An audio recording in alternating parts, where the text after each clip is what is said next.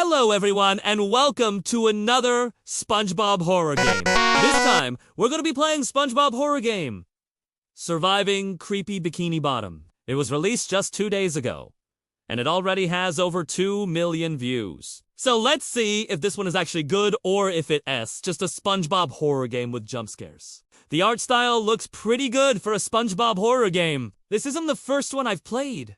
There's a few out there, and most of them are pretty bad.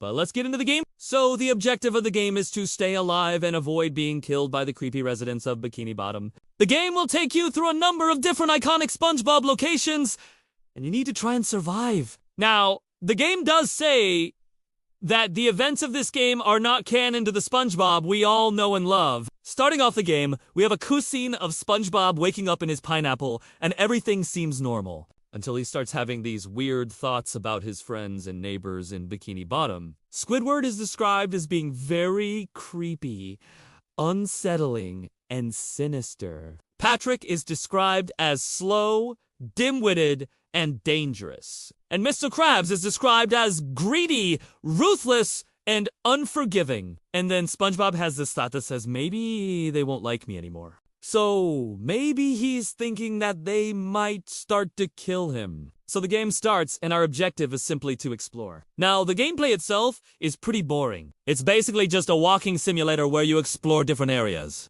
The dialogue choices don't really matter, because no matter what you choose, the next scene always plays the same. For example, when you go over to Squidward's house, you can either choose to knock the door or go straight inside. But no matter what you choose, the next scene is always the same. You end up killing Squidward. Either way. So basically the entire game you're just exploring and trying to stay alive. Every now and then you will get these notifications pop up saying things like hunger and thirst are now factors. Your stats will affect how you play the game. Now these stats do go down quite quickly, and if they get too low, you will die and have to restart the game. Alright. So we just got to the Krusty Krab, and Mr. Krabs is literally standing right in front of us. And for some reason, all the lights are turned off.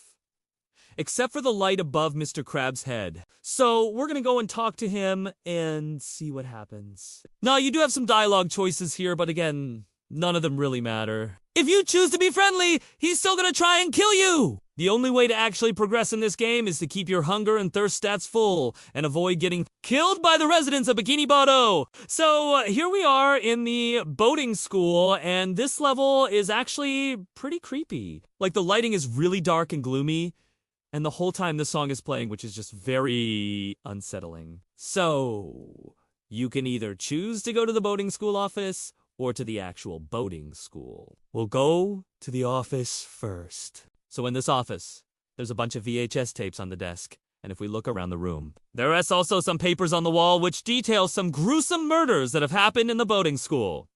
It's definitely getting more creepy. And if we go back to the main desk, we can actually watch one of the VHS tapes. It shows an old man being chased around by Mrs. Puff, and she eventually catches him and runs him over with the boat. She then gets out of the boat and says, "You're not safe in the water.